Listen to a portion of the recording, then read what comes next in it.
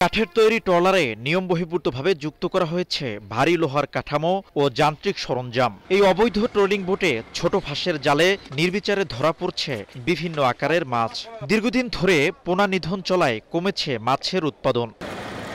সম্প্রতি trolling boat বন্ধের দাবিতে মানববন্ধন ও সমাবেশ সহ নানা কর্মসূচি পালন করেন জেলেরা। কয়েকদিনের অভিযানের পর শনিবার দুপুরে পটুয়াখালীর মহিপুর মৎস্য অবতরণ কেন্দ্রে আয়োজিত অনুষ্ঠানে মৎস্য অধিদপ্তরের মহাপরিচালক ও কোস্টগার্ডের কর্মকর্তাদের উপস্থিতিতে স্বেচ্ছায় আত্মসমর্পণ করেন অবৈধ ট্রলিং বোট মালিকরা। অপসারণ করা হয় সব অবৈধ সরঞ্জাম, যাতে অবৈধভাবে মাছ, ডিম থেকে আরম্ভ করে ছোট্ট মাছ না ধরতে পারে, সেটা বন্ধ করার জন্য আমাদের কার্যক্রম, মোবাইল কোর্ট, অভিযান সমস্ত কিছু অব্যাহত রয়েছে, এমনকি ভবিষ্যতে থাকবে।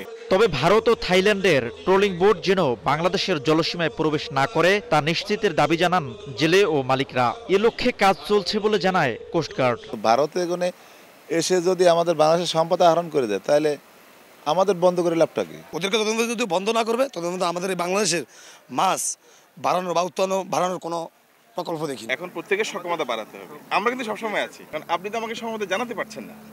আর আপনাদের যখন বিচরণ বাড়বে তখন তারা দেখেন আসতে পারবে না, কারণ আপনি আপনার জায়গা দখল করে রাখছেন, আরেকজন আসবে কোথা থেকে। সম্প্রতি গলাচিপা ও রাঙ্গাবালির উপকূলীয় এলাকা থেকে নিষিদ্ধ ট্রলিং জাল সহ 15 জেলেকে আটক করে যৌথ বাহিনী। বঙ্গোপসাগরে ট্রলিং বোট বন্ধের এই উদ্যোগ প্রশংসনীয়। তবে একই সঙ্গে পার্শ্ববর্তী দেশের ট্রলার অনুপ্রবেশ বন্ধে কার্যকরী ব্যবস্থা না নিতে পারলে কাঙ্ক্ষিত সুফল মিলবে না বলে মনে করছেন সংশ্লিষ্টরা। শিকদার জাবির হোসেন, সময় সংবাদ, পটুয়াখালী।